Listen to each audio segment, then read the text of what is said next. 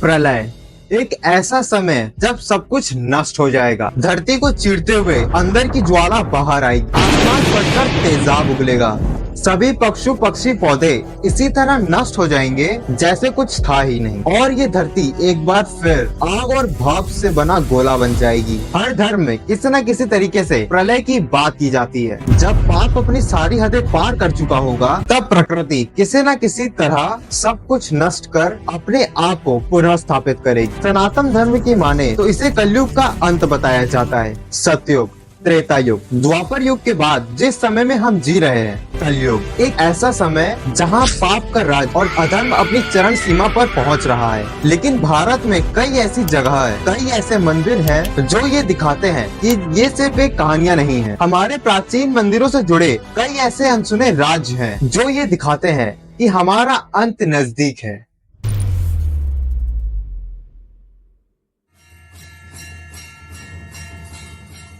यदा यदा हि धर्मस्य ग्लानिर्भवति भारत अभ्युत्थानम् अधर्मस्य तदात्मानं सृजाम्यह।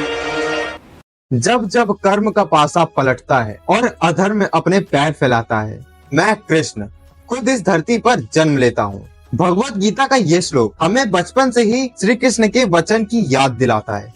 भारत के जयपुर में बसा ये कल्कि मंदिर शायद इस बात का जीता जागता सबूत है। माना जाता है कि कल्कि का इस धरती पर अवतरण देवदत्त नाम के एक सफेद घोड़े पर होगा। वही देवदत्त जिसकी मूर्ति कल्कि मंदिर पे है और जिंदा है। कल्कि पुराण के अनुसार भगवान श्री कृष्ण इस धरती पर 9 बार अवतार ले चुके हैं, लेकिन उनका आखिरी अवतार कल्कि अवतार का जन्म होना अभी बाकी है। इस जन्म का उद्देश्य होगा कली असुर का अंत करना और समस्त संसार को उसके प्रकोप से मुक्त करना। लेकिन माना जाता है कि कल्कि असुर का असर इतना भयंकर होगा कि सारी मानवता पूरी तरीके से भ्रष्ट हो चुकी होगी, जमीन पूरी तरह से सूख चुकी होगी और आसमान से तेजाब बरस रहा होगा। सारे पशु पक्षी नष्ट हो चुके होंगे और खुद मानव एक राक्षस का रूप ले चुका होगा। वो कीड़े मकोड़े की तरह एक दूसरे को खाना शुरू कर देगा।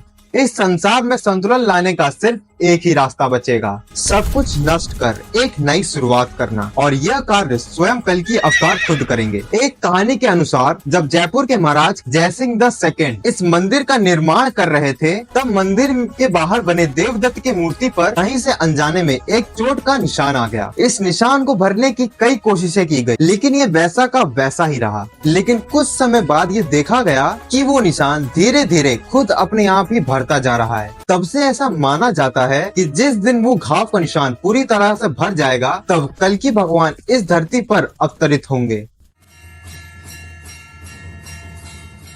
समय 4 चरणों में घूमता है, ये तो सब जानते हैं, लेकिन कभी आपने समय के स्तंभ के बारे में सुना है? महाराष्ट्र में बसा केदारेश्वर मंदिर, जो ऐतिहासिक कलाकृति और आर्किटेक्ट की एक शानदार छवि दिखाता है। पहाड़ों को तोड़कर तराशा गया ये मंदिर हमारे पूर्वजों के आधुनिकता का बहुत ही बड़ा सबूत है। लेकिन इसी मंदिर के पास बसी एक गुफा से कई अनसुने राज जुड़े हैं। इस नेचुरली फॉर्म गुफा में पाया जाता है 5 फुट लंबा केदारेश्वर शिवलिंग, और माना जाता है कि ये शिवलिंग स्वयंभू है, मतलब इसे किसी ने स्थापित नहीं किया, यह अपने आप प्रकट हुआ है। यह शिवलिंग एक ऐसी जगह पर स्थित है जहां पर आपको पहुंचने के लिए मौत से जूझते हुए हरिश्चंद्र का सबसे खतरनाक ट्रैक और कुछ फीट लंबे पानी को तैर कर पार करना पड़ता है, और बारिश के समय में ये पूरी तरीके से पानी से भर जाता है। लेकिन यह दृश्य इतना मन मुग्ध कर देने वाला होता है कि आप सोच भी नहीं सकते। एक नेचुरली फॉर्म्ड गुफा के अंदर झरने के बीच बसा हुआ केदारेश्वर शिवलिंग पूरी तरीके से पानी से घिरा हुआ,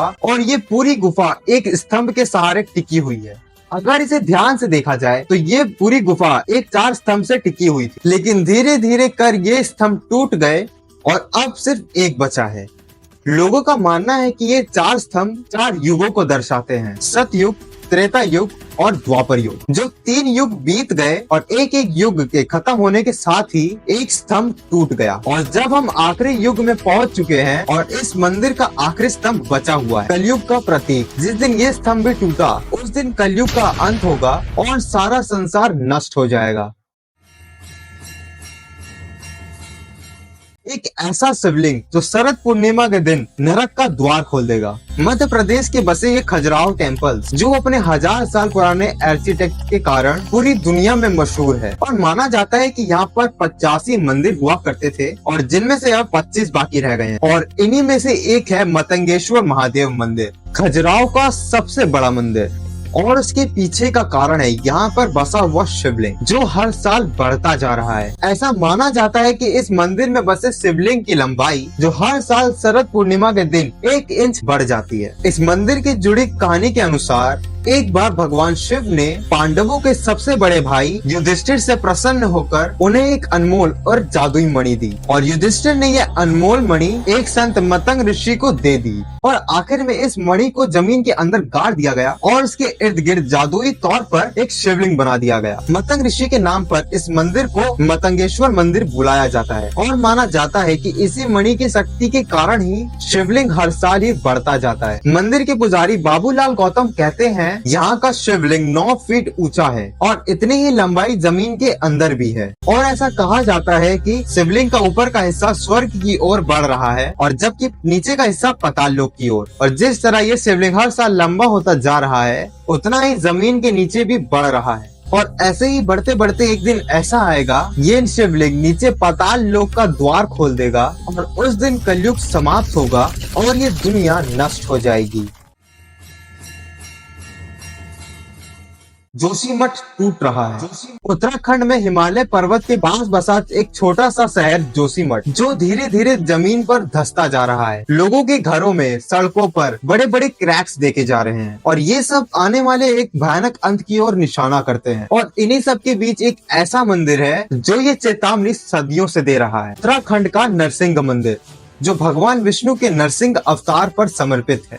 एक पुरानी कहानी के अनुसार 8वीं शताब्दी में आदि शंकराचार्य ने जोशीमठ में भगवान विष्णु के रूप में नरसिंह की प्रतिमा स्थापित की और इसी के साथ ही उन्होंने एक भविष्यवाणी की कि हर साल नरसिंह की मूर्ति का एक हाथ पतला होता जाएगा और जिस दिन ये हाथ गिरकर टूटा तो उस दिन एक भयंकर भूकंप आएगा। पास में स्थित जय और विजय नाम के 2 शिखर एक साथ मिल जाएंगे और हिमालय पर्वत टूटकर गिर जाएगा और बद्रीनाथ हमेशा हमेशा के लिए बंद हो जाएगा। और एक कहानी ऐसी भी है कि भविष्य बद्री नाम से एक नया बद्रीनाथ उजागर होगा जिसकी मूर्ति स्वयं प्रकट होगी और आज वही हो रहा है।